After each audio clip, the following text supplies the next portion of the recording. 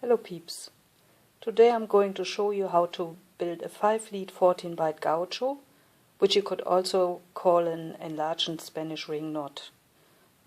We are doing it via the direct build method, which is shown in Ron Edwards' simplified Turk sets, and also shown by Bruce Grant in his encyclopedia on plate 146, the gaucho knot of one pass.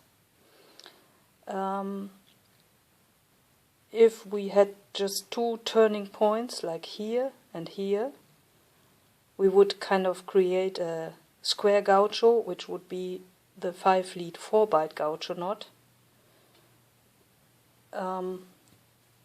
Instead of, like when we build a Turk set, we would have gone under this now and over this. We always know that we have to go over two in a gaucho knot at the end.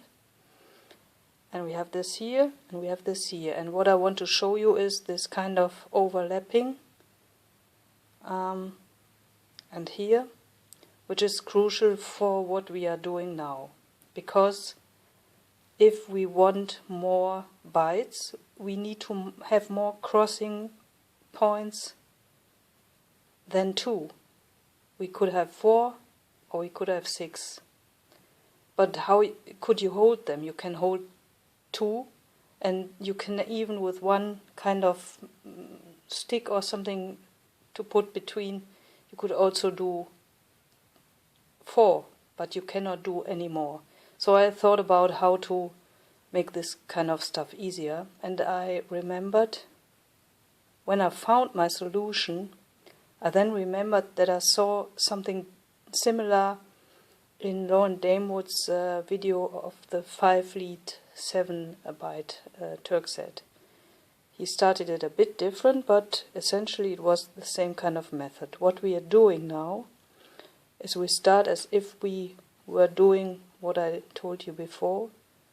We kind of go over, we could go over this one too, and now we would start and go under here.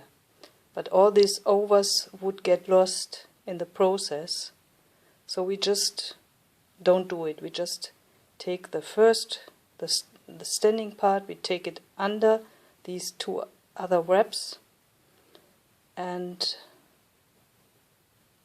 weave our 4th part or lead in by tucking under. And we can see that it's still on the other side. So we go over these two and treat them as one. So essentially what we are doing is we are weaving a 3-lead byte knot, just with 1 lead here and 2 that act as 1. And we make 6 tucks altogether to create our 5-lead 14-byte knot. So we had 1 here, 2 here, and now we have to push this again under here.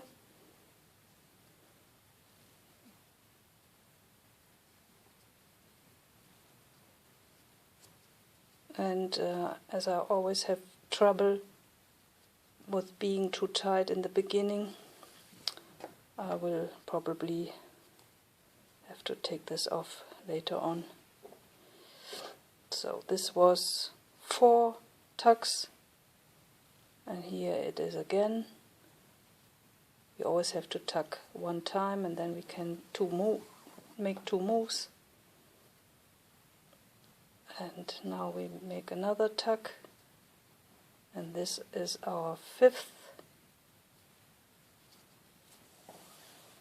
And here comes the crucial last part.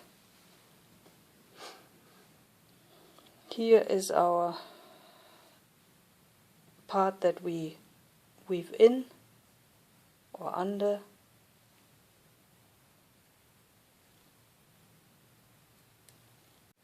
So here we've come to the critical point. This is the last one. You can go in under 1 on over 2. And now comes the last round, where we split the pairs, but as we can see, they are lying next to each other, which would not function, because we always need some kind of twist, and that is the point where it can be a bit tricky, and I already fooled myself again. That's why I had to stop and had to think again. When I first started doing it, it came all naturally. The minute you start thinking about it, then it gets confusing. So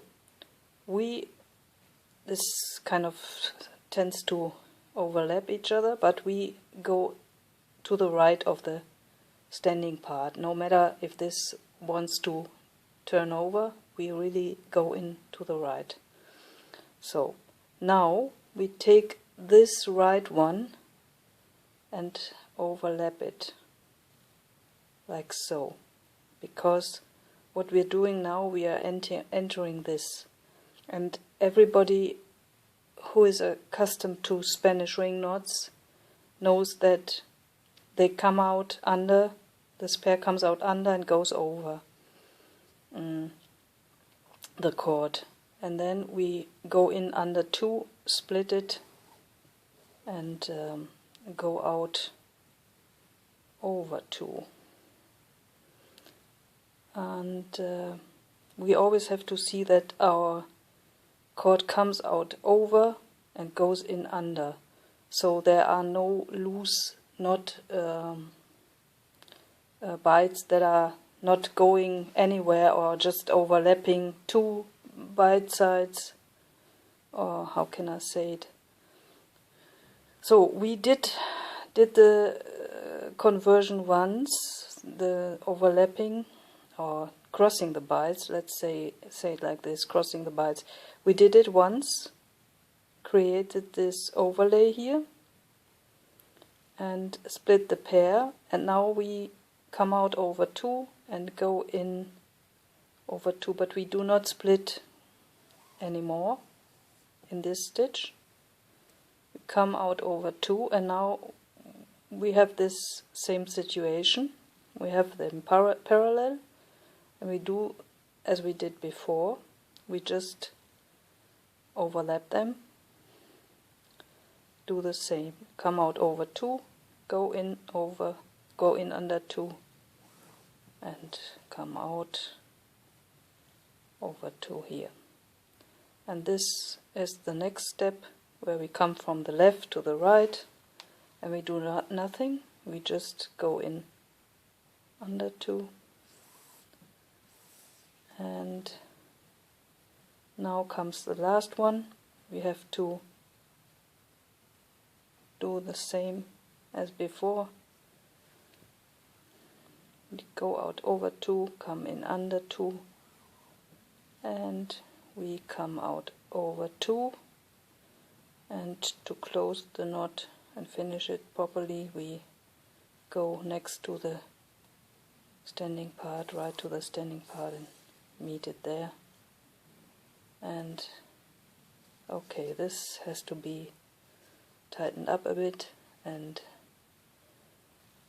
made to look nicer. But what we have here, instead of doing a normal interwoven enlarged Spanish ring knot, we have only 12 undertuckings all in all, whereas in the other one we would have 16. And even before that, we just shove the cord to the side, nothing which really bends the cord or wire. That's why I thought maybe this might be nicer for wire work. I don't know. It remains to be seen. This now is a 5-lead 14 bite Gaucho, and of course if you do this undertucking of the one cord under the 2 and tucking in, weaving in with the 4th one, then you can enlarge it as much as you want, and you can do whatever you want with this. And the next possible one would be a 5 lead 19 byte. You always add the 5 lead to it. And of course we could do this with a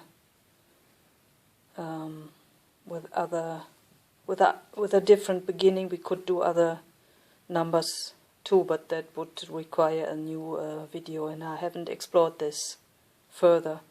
So it's just like my ramblings, and I have to, maybe I should have said it from the beginning, maybe this is not something for a beginner, because even I puzzled myself at some time because I made a mistake, and but because I know what I'm looking for and how it has to look when I build it, I could easily see that there was a mistake. But somebody who's not acquainted with these kinds of knots might try and not get anywhere.